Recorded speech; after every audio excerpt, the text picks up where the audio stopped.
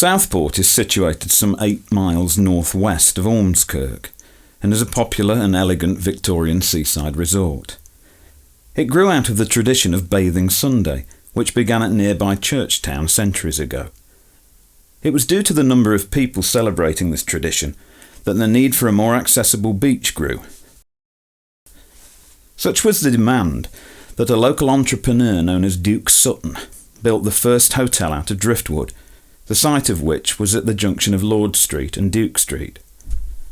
At its opening in 1798, Dr. Miles Barton christened it the Southport Hotel with a bottle of champagne. Let us begin our journey around Southport at Crossens, to the north of the town. The name is believed to come from Crossness, meaning a headland with a cross, the cross being a guide for shipping and people crossing the Ribble estuary. It is also believed to be the point where 2,000 horsemen from a retreating royalist force crossed the Ribble, following the Battle of Marston Moor. Here we see Crossens Station in 1912, looking along the lines in the direction of Southport, with one little chap waiting on the platform. This is the Bankfield Lane approach to Crossens Station, and in this view of June 1950 was also the entrance to Bankfield Engineering Company. They were coach builders and sheet metal workers, and the premises lay adjacent to the Preston to Southport platform. The station closed in 1964. The cottage meetings of the Crossens Primitive Methodists had a strong attendance record in the mid-19th century, and a decision was taken in 1865 to build a chapel.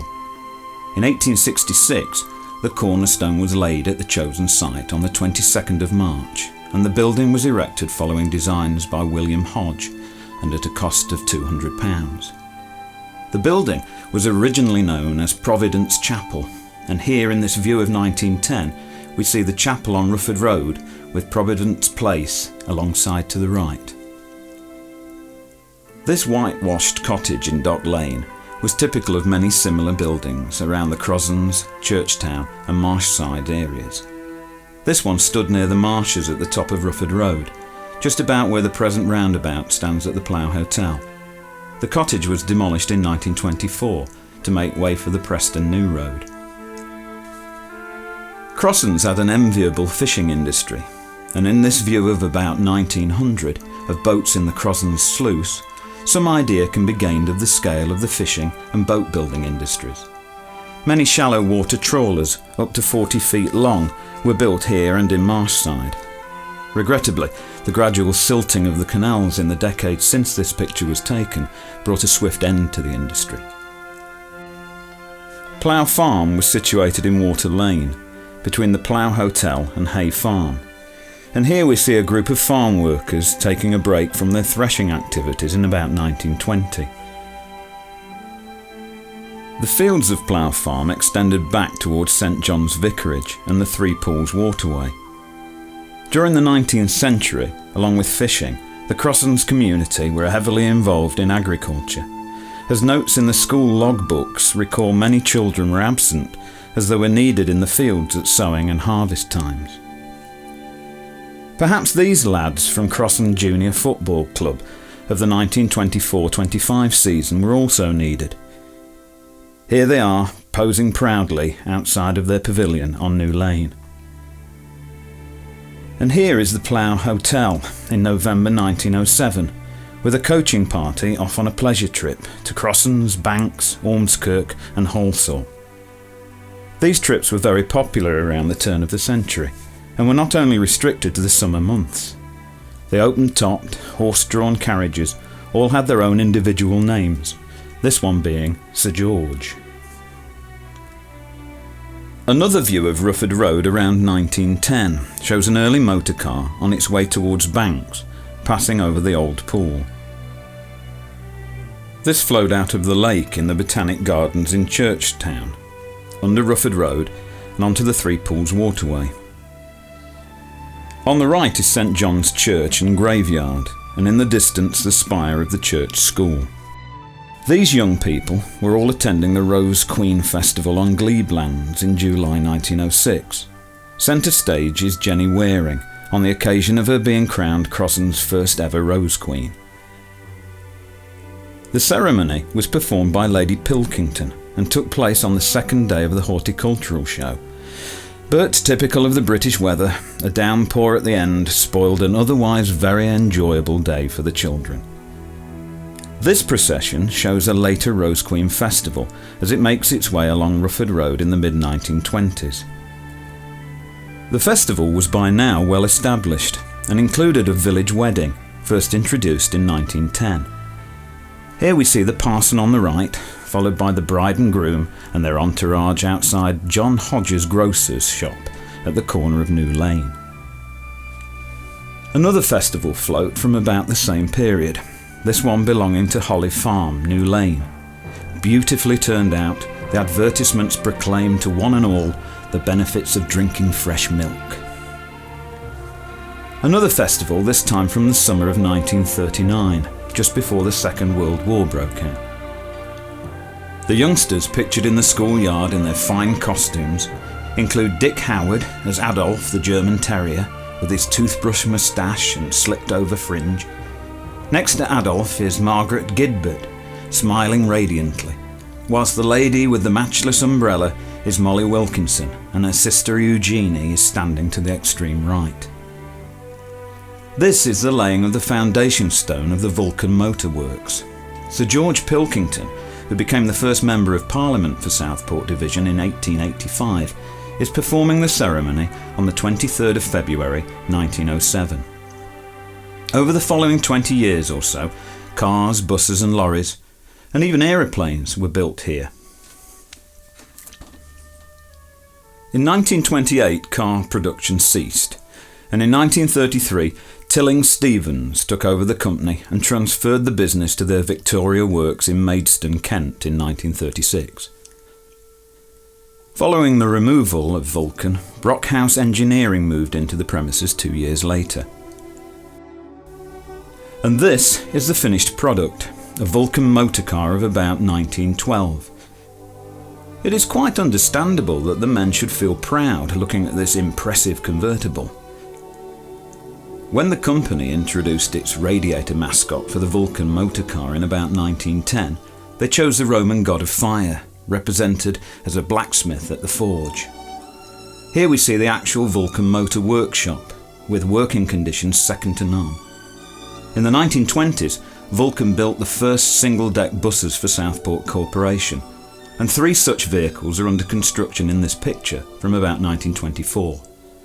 The bus on the extreme left of the picture is painted in the corporation livery. Vulcan cars were made from timber, and here a huge amount of wood has been stacked high outside the factory. The factory itself was on Rufford Road, and building began in 1907, took several years to complete, and had a significant impact on the quiet village of Crossens. Here the scene is one of tranquillity, with a baker's horse-drawn van heading down the railway bridge to make deliveries in Crossens. The clock on the tower shows 8:05, but the roads and pavements are all but empty.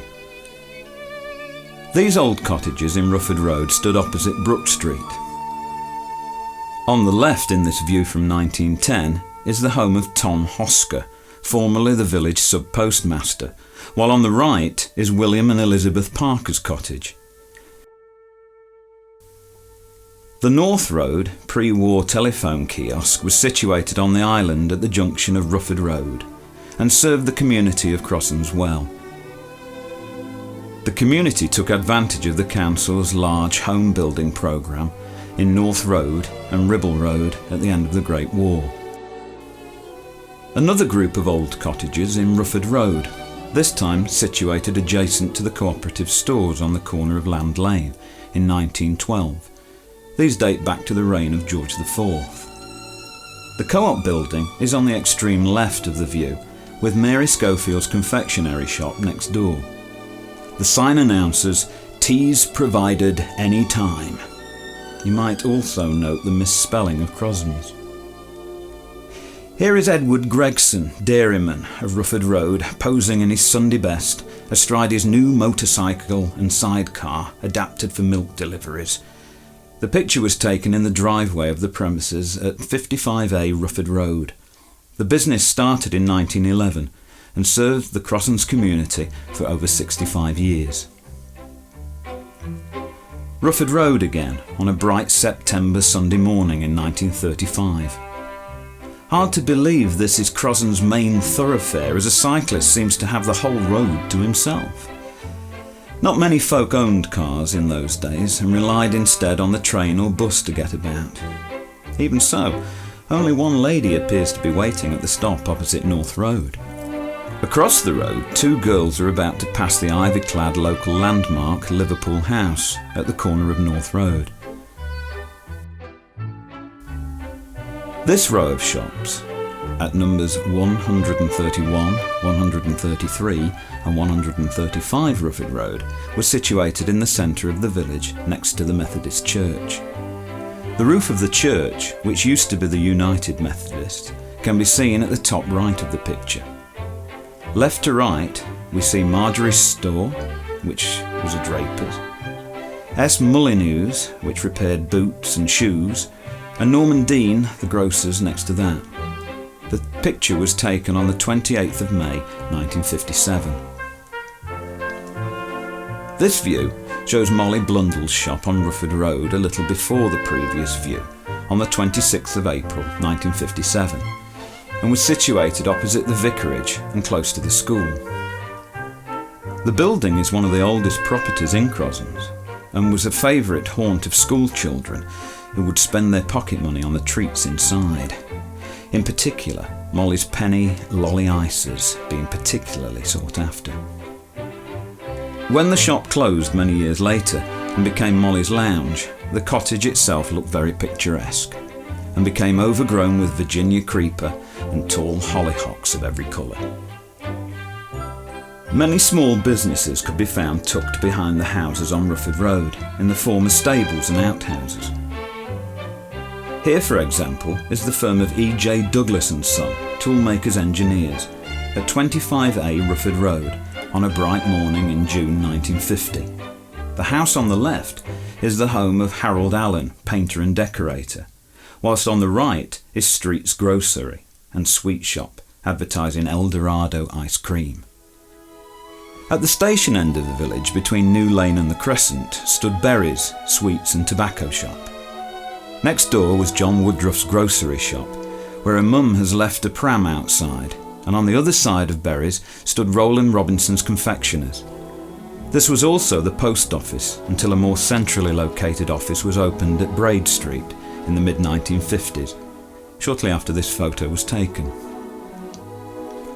Now we arrive in Churchtown, which along with Crossens and Marshside form the parish of North Meals and can trace its history back to pre-conquest days. Following the Norman invasion, Robert de Coudray, son of William, built the first manor house, now known as Meals Hall. Here we see a tree-lined manor road, stretching away from its junction with Botanic Road in the heart of Churchtown towards Cambridge Road, then Marshside Road, and then to the shore around 1910. The tram lines led to the old Churchtown depot of the Southport Tramways Company.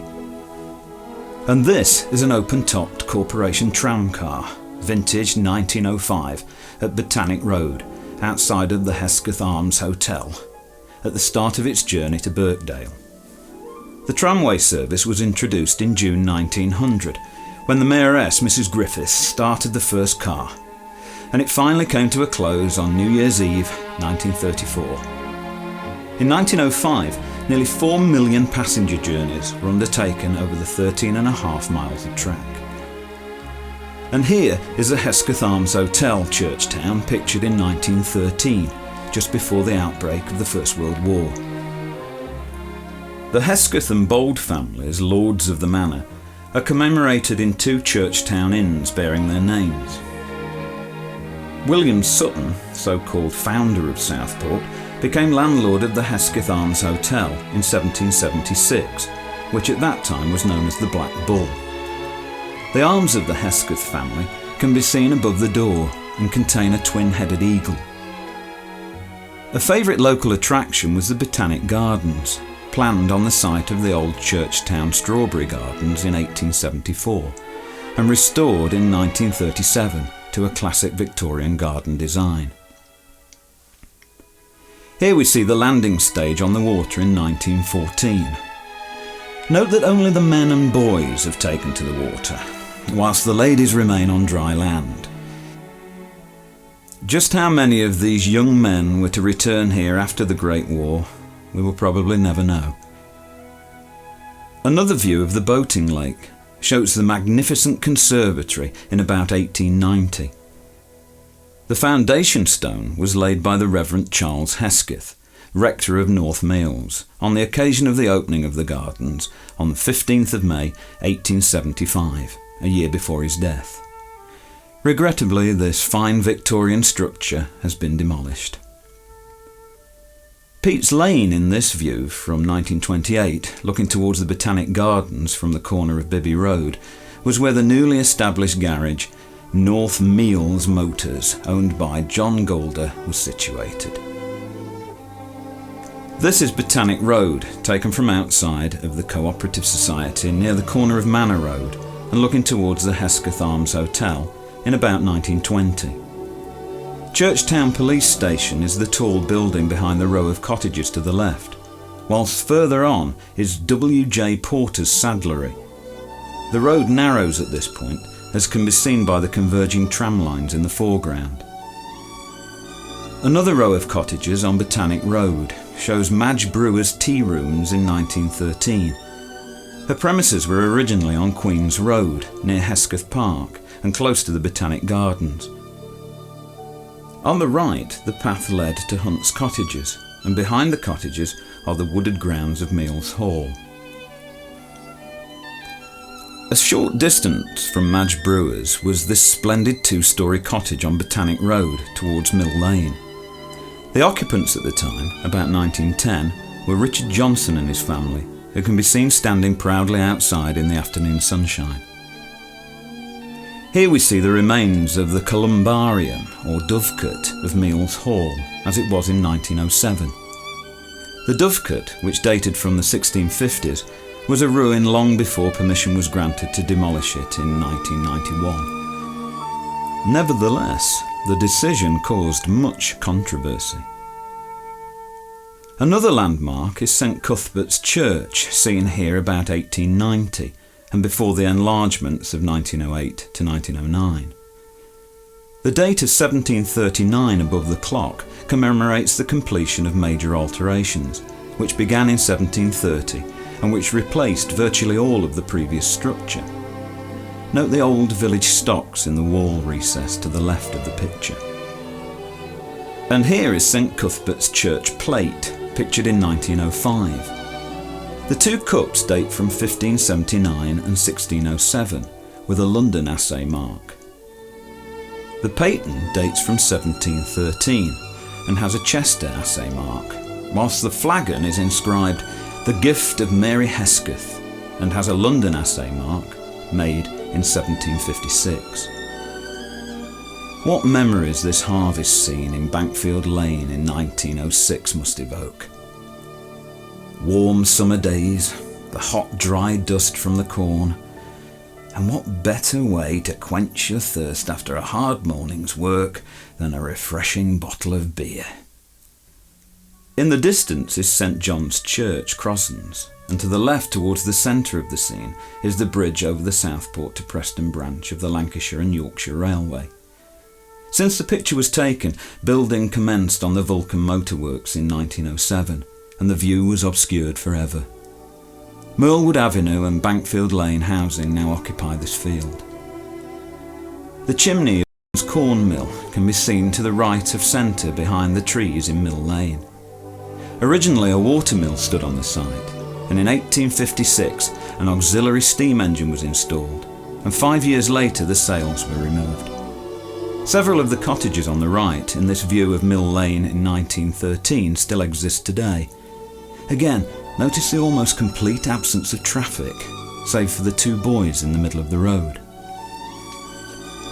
Churchtown Congregational Church on Botanic Road in 1910, with the Reverend J. Stevenson Wolfe, the minister from 1905 to 1913 standing in the pulpit at the Harvest Festival. The most notable event during his tenure was the centenary of the church in 1907, when the Southport Visitor devoted 2 pages almost entirely to an account of the events and history of the church.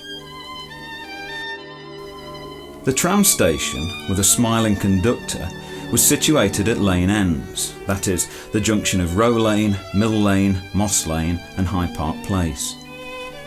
The tram lines covered the length of Row Lane, Mill Lane, as well as taking in High Park Place en route to Old Park Lane and Bispham Road. Lane Ends, seen here in 1910, will long be remembered as a popular meeting place amongst local folk. Also on Cambridge Road was the British Electric Vehicle Works, originally the site of the premises of Southport Corporation's tram shed. It was converted into a factory in the 1920s, producing electric service trucks and small locomotives. Customers included various industrial and railway companies, and even the French naval yards. This view of the interior of the workshops was taken in 1924, although soon after the company went into liquidation. It was taken over by Messrs Wayne Grove and Rogers Limited of Old Swan, Liverpool, on the 30th of September 1926, when work at Churchtown ceased. The cobbled roadway of Marshside Road in 1913 would have resounded to the clatter of horses' hooves and metal cartwheels of the shrimpers making their way to and from the shore. In the distance, behind the trees, is Larkfield Lane, with a manual school on the corner. At the time of this photograph, the school had a roll call of 148 children's names. These fishermen's cottages on Marchside Road, between Knob Hall Lane and Fleetwood Road, still survive today, although somewhat altered from this view of 1909. How about these 3 fine ladies from Cotty's Brow, just off Knob Hall Lane? Left to right they are Alice Orton, Doris Orton and Annie Wright, and they are dressed in the manner of the celebrated entertainer and male impersonator Vesta Tilley. The photo was taken about 1914 by the little-known Southport photographers Courtney and Company. We leave the Marshside area with a view of the grandly named Sea Villa from about 1918. This bungalow was occupied by poultry farmer John Rimmer and was the most northerly dwelling on Marshside Road. Built in 1910 close to the sea embankment, it survives today. Let us now look at some miscellaneous views of Southport's suburbs. Here we see the Hesketh family coach at the Rookery on Row Lane. When Lucy Fleetwood Hesketh was crowned Rose Queen on the 29th Rose Queen 1907, the coach was used to carry her to her coronation in the grounds of Meals Hall. At the time this picture was taken, the coach was already 100 years old. In its heyday, it had been used to take the family to Dorset, then loaded onto a ship for France. Unloaded there, it would resume its duty in conveying the family to Italy. Hard to believe that Hesketh Park, seen here in 1916, did not exist 40 years earlier and was nothing but barren sandhills. The land, totalling about 30 acres, was donated to the town by the Reverend Charles Hesketh, specifically to create a public park. The park opened on the 1st of May 1868, and in this view, the bright summer's day with sunlight streaming through the trees and everyone in their Sunday best adds a certain timelessness to a peaceful Edwardian scene. Hesketh Park again, this time in winter, 1906, and what a contrast from the previous view. For many years the park was a jewel in Southport's crown and reached its peak in the Edwardian era. Here in 1909, the grounds offered an extensive variety of gardens and flower beds, a large conservatory, well-stocked aviary, ornamental lake, rockeries, winding paths, and astronomical and meteorological observatories. A gardener takes a well-earned rest from maintaining the beautiful carpet gardens. Surrounding most of Hesketh Park is Park Crescent, and this view shows the early housing opposite the park with the lodge on the left, which survives today. Note also the unpaved walkway on the corner of Queen's Road and Park Road.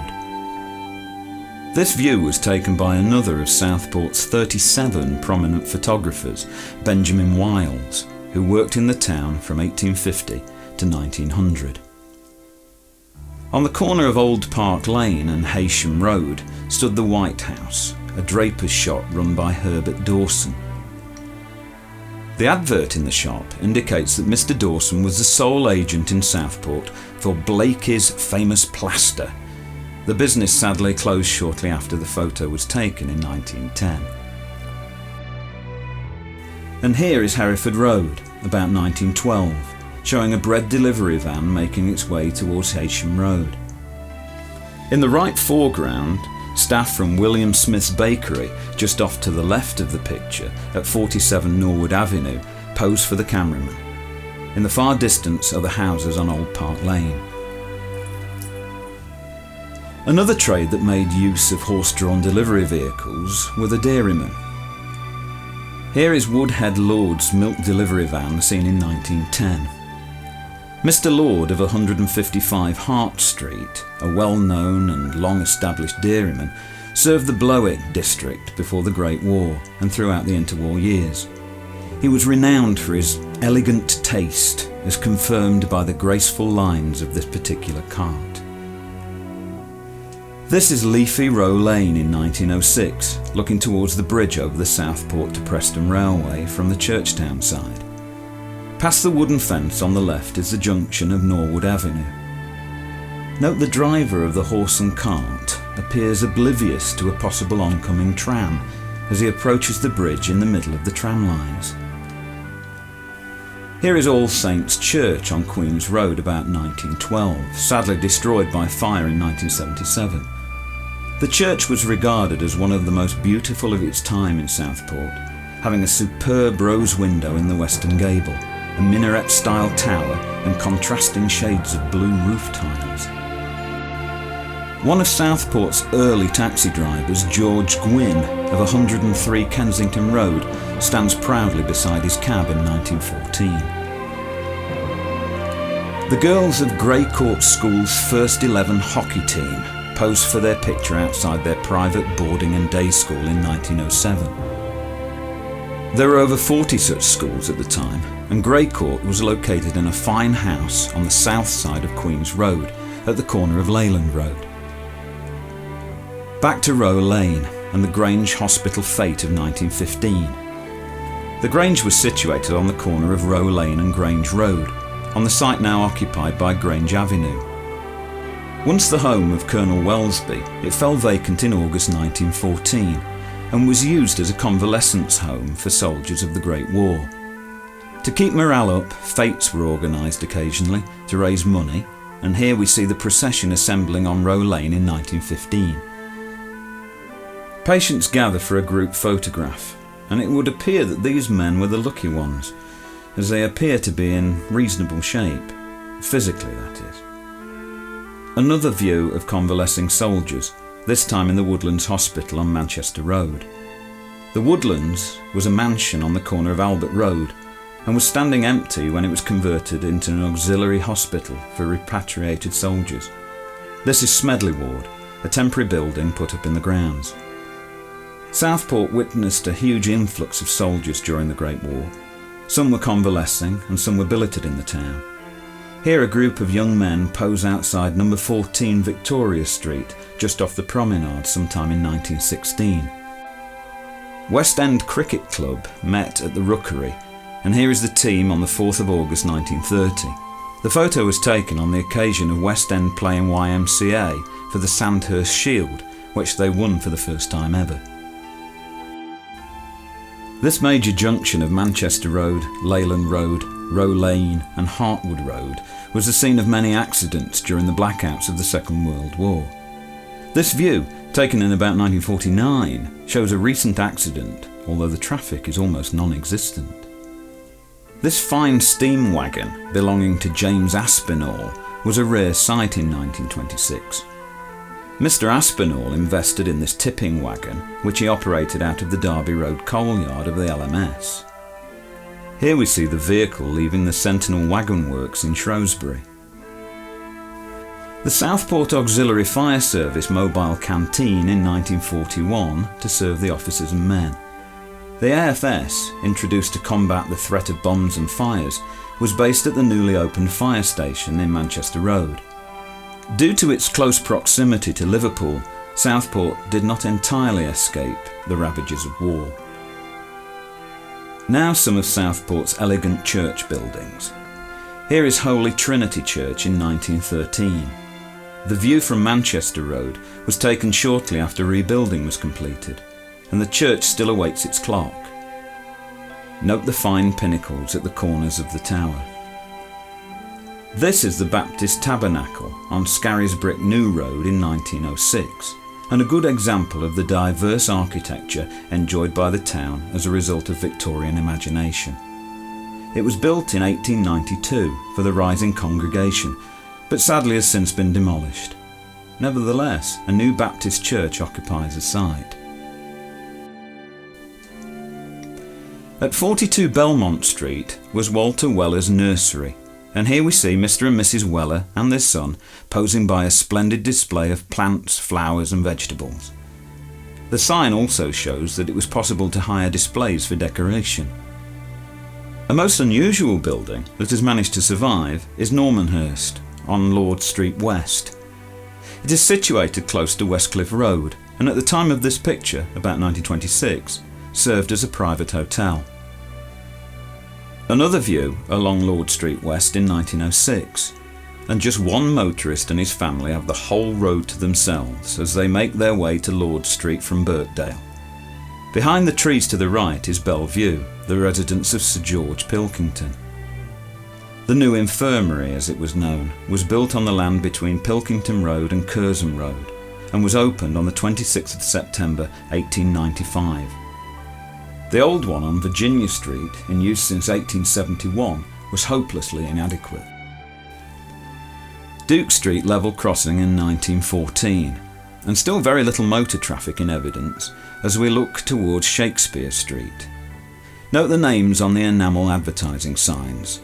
There's Fry's Chocolate, Old Calabar Dog Food, Hudson's Soap, Roundtree's Cocoa, Coleman's Starch and Coleman's Mustard, to name but a few.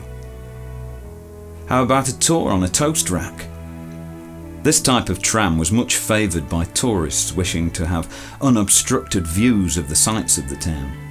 The driver and conductor of tram number 23 pose outside the George Hotel in this view from May 1915. This would account for the absence of young men on board, who were otherwise occupied by events taking place elsewhere. How about this sequence of photographs for an early 1900s attempt at persuasive advertising? These 4 pictures from an original series of 8 intended to show the attractions of the George Hotel in a humorous way. They use a group of superimposed skeletons climbing over the wall of the cemetery, which lies next to the hotel. They then make their way into the George, are served by the landlord and finally make their merry way back to the cemetery.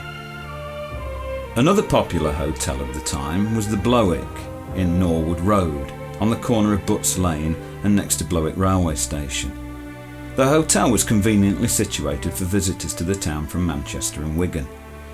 This view shows an elegant-looking landau and passengers posing outside of the hotel, whilst a couple of likely lads look on in the background. This is the entrance to the municipal cemetery in about 1908. Typical of the growth experienced in many towns of the 19th century, the churchyard soon became incapable of providing adequate burial space. A large cemetery was urgently needed, and this was laid out on the south-east side of Snuttering Lane, subsequently renamed Cemetery Lane and opened in 1865. This view shows the entrance from Duke Street, and note, incidentally, the fashionable headgear of the ladies. One family have had a significant contribution to Southport Football Club were the Sinclairs, and here we see young Jackie Sinclair in front of the Hague Road grandstand. The family produced several players, and Jackie's father, Jack, played for Southport between 1896 and 1910. Jackie, however, died of pneumonia on the 1st of November 1924, the year after this picture was taken. This is the Southport side for the 1948-49 season, and are, left to right, back row, George Much, trainer and coach, Harry Harrison, Colin Beardshaw, Wilf Burkitt, Ronnie Hodgson, Bob Hacking and R. Jones, assistant trainer. On the front row are Harold Idden, Les Owen, Cess Wiles, Ted Blagg, Kenny Banks and Jackie Marriott. The team unfortunately finished second from bottom of Division 3 North that season. This view shows a Southport Electricity Corporation locomotive moving fuel trucks at the Crowlands Electricity Works in 1935. Do you recognise the Kew roundabout from this view of 1945? Whilst many road scenes in Southport have changed over the years, none have altered as much as this one. The railway bridge in the left distance carried the Alt car to Hillside Line. Now we're in the town centre, and here is Lord Street and the Cambridge Hall. A horse-drawn tram makes its leisurely way towards Birkdale. Horse-drawn trams, introduced in 1873, were displaced by the electric tram service which started in 1900. This view from 1899 is one of the last to be taken of Lord Street before the introduction of the era of electric trams and motor vehicles. And here is one of those trams, the number 2 from Lord Street to the Crown Hotel in Liverpool Road in 1924. The route took it along Lord Street West, Orton Road, Upper Orton Road, Everton Road and St Peter's Road. Until the drainage system was improved, Lord Street was susceptible to storm flooding, and here, on the 22nd of June 1936, we see the effects of a sudden and heavy downpour. The number 14 bus is passing Portland Street on its way to Birkdale Station and Waterloo Road. Here we see a snowy Lord Street in December 1906, when there had been an exceptionally heavy fall on Christmas Day and Boxing Day. Nevertheless, the view is very picturesque. A civic event, led by the Mayor, Ernest Wood, is taking place here at Southport Town Hall, honouring a visit by the Admiral of the Fleet, Earl Beatty, on the 31st of March 1919. He, along with Field Marshal Douglas Haig, had been made a freeman of the borough the previous month. The two war leaders are commemorated in the town in Beatty Road and Haig Avenue.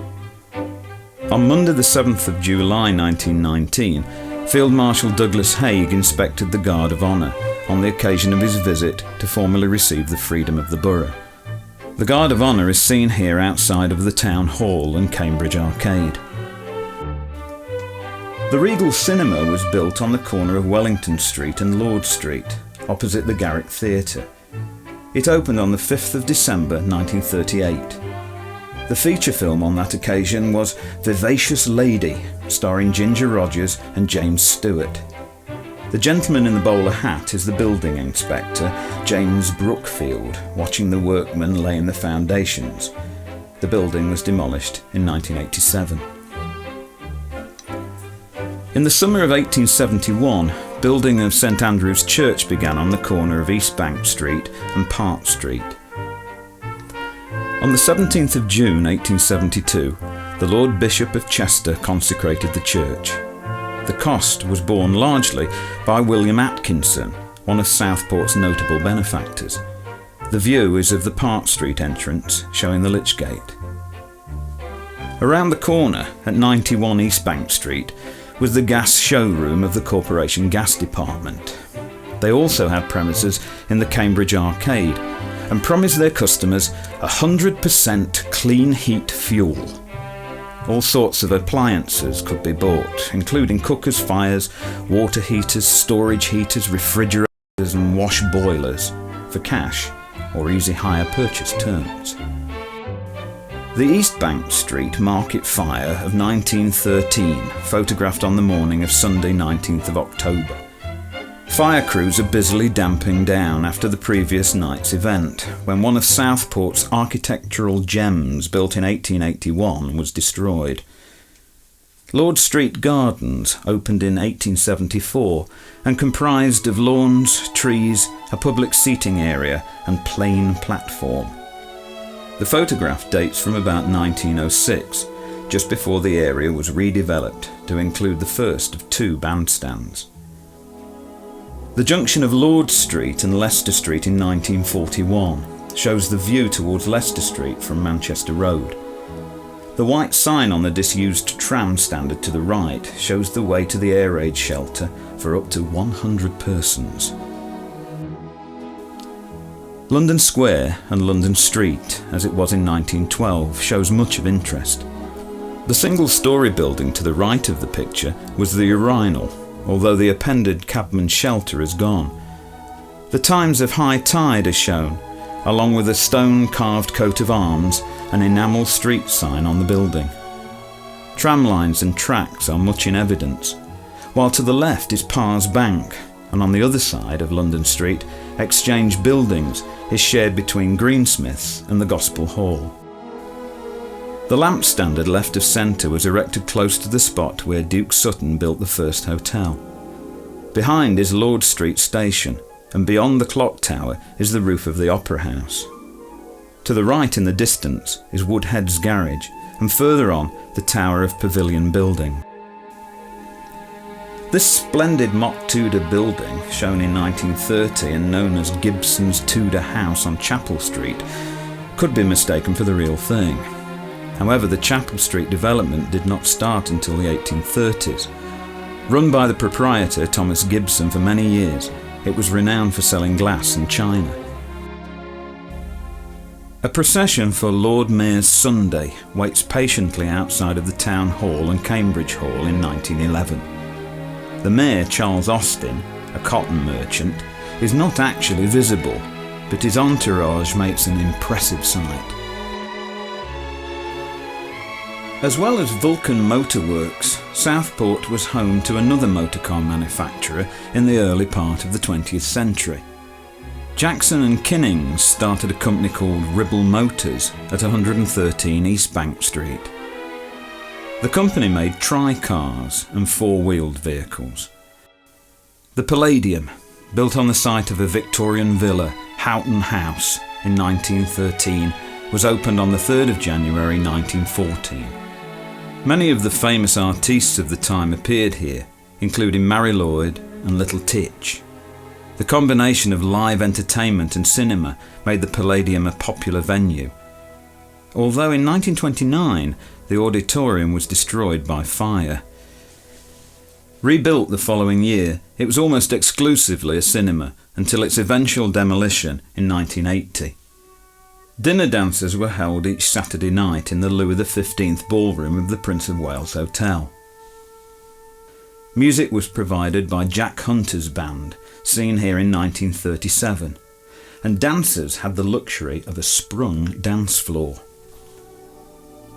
This magnificent aerial view of the pier taken in 1918 shows the fishing fleet laying at anchor close to the pier head. At this time it was still possible for paddle steamers to keep to a regular service, but silting of the channel brought this to an end in the 1920s. And this is the paddle steamer Ribble Queen, after she broke loose in a gale in 1925. She ended up stranded on a sandbank near the pier, where she stayed for over 5 weeks. She started her career on the Mersey, sailing between the Liverpool docks and the entrance to the Manchester Ship Canal. She then went to Ireland as a ferry steamer between Greenore and Warren Point on Carlingford Lock. She was then bought by J. Gale and Company in 1922, registered as the Ribble Queen and operated between Preston, Lytham St Anne's and Southport. Such incidents were not uncommon in the treacherous waters off Southport, which were riddled with sandbanks. Many volunteers registered to become lifeboatmen. This man, William Bibby, was associated with the Southport lifeboat for over 50 years. Not only were sailors at risk from the sea, those on land could become stranded too. Here we see a motorist and his companion being carried to safety on the shoulders of a fisherman when their motor car was caught in the high tide which covered Marine Drive. Marine Drive came about following the redevelopment of the foreshore area by the council in 1886. As the scheme evolved to create a marine park and lake, this road enclosed the South Marine Lake, providing a bracing walk or drive back to the promenade. The promenade at Southport was a favourite place for both locals and tourists. These ladies, members of the Longford Park Ladies Bowling Club in Stretford, are making their way over the bridge spanning the approach to Lord Street Station towards Rotten Row in the summer of 1931. On the right, the newly opened Kingsway Cafe with seating for 2,500 can just be seen. This is the King's Gardens, opened on the 8th of July 1913 by King George V on his visit to Southport. The gardens were created on the site of the old foreshore fairground. And this is one of the wonderfully presented old fairground stalls from about 1910. It's packed with sweets, lemonade, postcards and Southport rock. And this is how the fairground looked on August Bank Holiday 1905. It's almost impossible to see the ground for the multitude of visitors. Due to the noise and general disturbance caused, it was decided to relocate the fair to its present site, nearer the shore. Compare that view with this one, of the fairground on a fine Saturday in mid-July 1950. The traditional attraction of galloping horses stands waiting for customers at sixpence for all classes. Back to about 1900, and this lady appears to be aiming for the little girl, not the peg, of this Test Your Strength sideshow. This was one of the many stalls which were located on the lower sands before the King's Gardens were created. Earlier still, a young girl is having a dress rearranged before she has a paddle in South Marine Lake. This was the year 1895, when the North and South Marine Lakes were joined. Behind, in the fairground, refreshment tents and photographic studios are much in evidence, whilst in the distance the whole scene is dominated by the Royal Family Hotel. A proud motorist poses at the entrance to Marine Drive with his motor car, one of Southport's first on the promenade in 1907. Behind to the right are the Turkish and swimming baths, while to the left is Stanley Terrace, next to Victoria Street. This excellent study of the pier from about 1880 shows the tramway cable traction. Note also that the North and South Marine Lakes have yet to be built, as steps lead directly from the promenade down to the sands. Another view of about the same time shows the subway and the new, wider bridge built as a replacement for an earlier iron bridge when the pier was constructed in 1860. The subway allowed access to the Victoria Hotel from the sands, while the bridge allowed carriages to pass unhindered along the north-south length of the promenade. How many remember Southport's famous Noah's Ark in the fairground? Resident characters were Lizzie, Jumbo, O.U. Noah, Mike, Ezra, Mrs. Noah and Ham. It cost sixpence for adults and threepence for children. Now to Birkdale, where we see a gang of road menders at Upper Orton Road in August 1914. The sender of the card from 102 Upper Orton Road noted on the back that they had been working there for 3 weeks. Not surprising then that the gaffer on the extreme left looks so solemn. Looking along Waterloo Road from Birkdale towards Southport and hardly any development. The picture was taken about 1923 from the bridge over the railway line to Liverpool. Hillside Station had not yet been built, and a lone single-deck bus built by Vulcan makes its way to Southport from Woodvale. This coach belonged to John Barrington, and it's waiting outside of another popular venue, the Crown Hotel, in about 1906. Mr. Bennington was the proprietor of the Southport and Birkdale Carriage Company, which later became Gore's, famous for their coach tours. Gulder's Motors on Weld Road, which still trades today, had its beginnings in the 19th century. Here we see George Gulder of Everton Road, a well-known undertaker's. Although the picture dates from 1910, George's grandfather established the livery stables, which were eventually to become Gulder's Motors.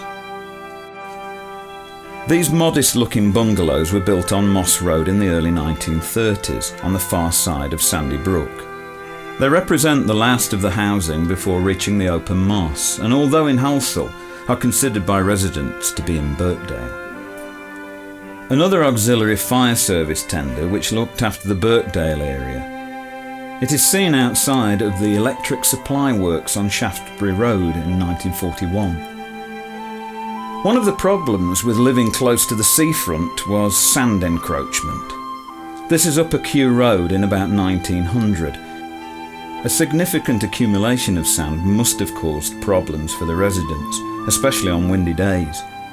The houses in the distance are on Boundary Road, now known as Guildford Road. The Birkdale Conservative Club, Liverpool Road in 1910, with posters extolling the policy of the time in preparation for the general election. The candidate, Major Godfrey Dalrymple White, won by a narrow majority. He later became the MP for Southport in 1918. The Liberal Club was around the corner from the Conservative Club on Liverpool Road and was officially known as the Birkdale and County Liberal Club. Below the club rooms was Thomas Coulton's bread shop. A general view of Liverpool Road about 1930, showing the variety of traders. Left to right they are T. Unsworth, confectioner, the Midland Bank, R.B. Gibson, ironmonger and radio dealer, R. Bamber, motor agent and garage with 150 cars, and the Manchester and County Bank. Wartime in Kew Road, 1941. An air raid shelter outside of numbers 66 to 68. Note also the blacked out lights on the bus. To assist drivers at night, trees, street furniture and even the shelters were marked to compensate for the absence of street lighting. And this is Birkdale from the air in 1918. The two main roads leading inland are Weld Road and Oxford Road, with the Palace Hotel in between. In front of the hotel is Birkdale Palace Station on the Cheshire Line. At the top are the villas of Birkdale Park near the Lancashire and Yorkshire Railway. We now arrive at Ainsdale and Woodvale, and here is Ainsdale Village in 1915. Off to the right, following past the finger post, is Liverpool Road, whilst to the left, off camera, is Station Road. Shops include Churchtown Cooperative Society, Coates the Draper and Henry Davies multi-trade business. This view is from Station Road towards Liverpool Road and shops. On the right is the open frontage of the Railway Hotel. The Village Green and Liverpool Road about 1930, with off to the left Savino Avenue. The War Memorial on the green commemorates the lives of 44 folk, including one woman who died in the Great War. To the left, behind the little boy and tree, is the library built in 1929.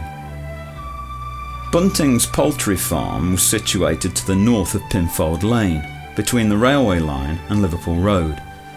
The small timber house to the left used to be let out as holiday accommodation.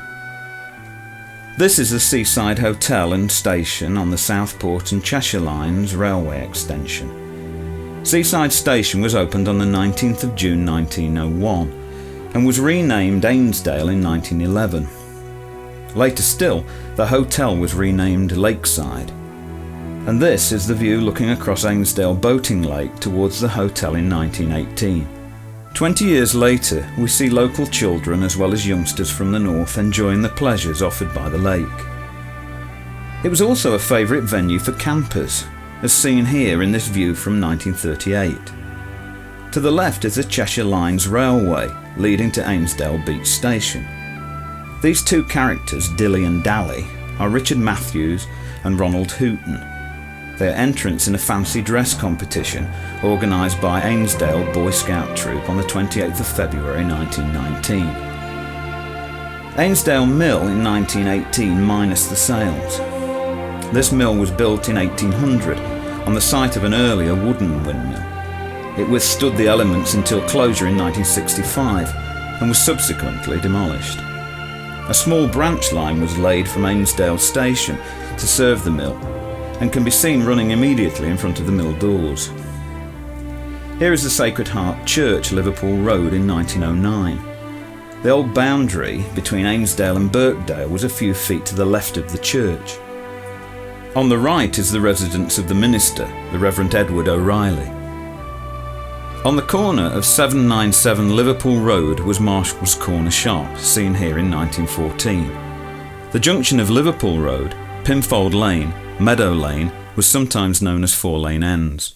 The chap on the right looks like he is off down Station Road to bathe at the seashore. Across the road, next to Irwin's, is a telephone exchange and a variety of shops including a post office. This view of Liverpool Road, looking towards Birkdale, was taken from the elevated Woodvale railway station in 1930. On the right, hidden by trees, is Cavendish House, originally a mansion, but at this time a school for mentally handicapped children.